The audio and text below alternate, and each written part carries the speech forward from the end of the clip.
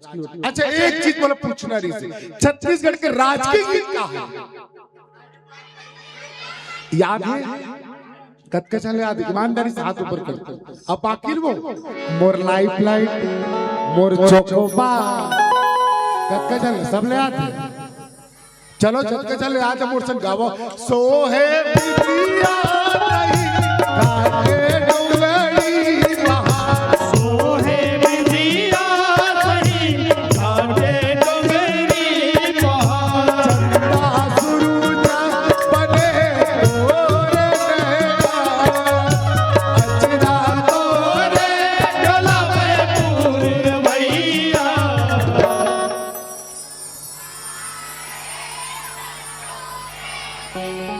जय हो जय हो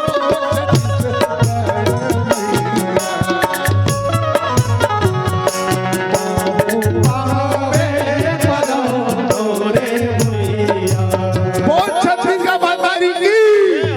आइए श्री रामकृष्ण मानस परिवार की प्रथम प्रस्तुति गणेश वंदना के साथ। तो चलिए गाइए हो कौन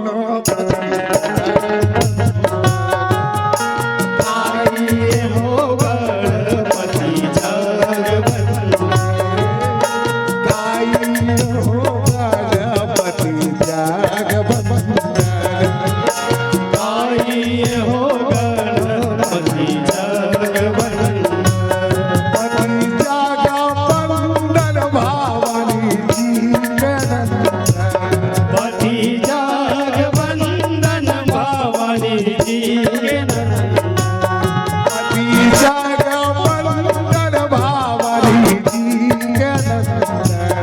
पति जगवंदन भवानी जी के नंदन।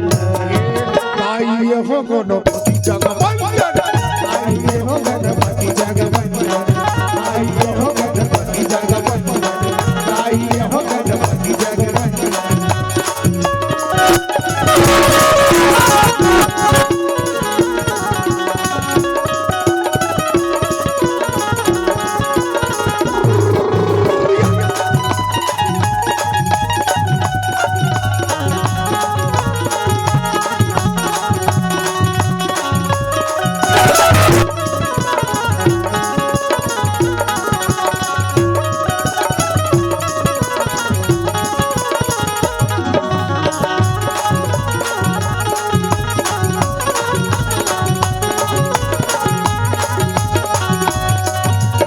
संगार सुवर्ण भवानी जी के नंदन, शंकर सुवर्ण भवानी जी के नंदन, संगार सुवर्ण भवानी जी के नंदन,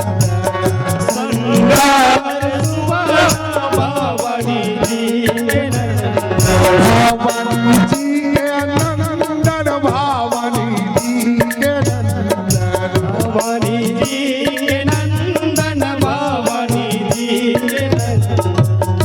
तेज प्रताप मोह जगवंदन, आइए हो गणपति जगवंदन, आइए हो गणपति जगवंदन, आइए हो गणपति जगवंदन।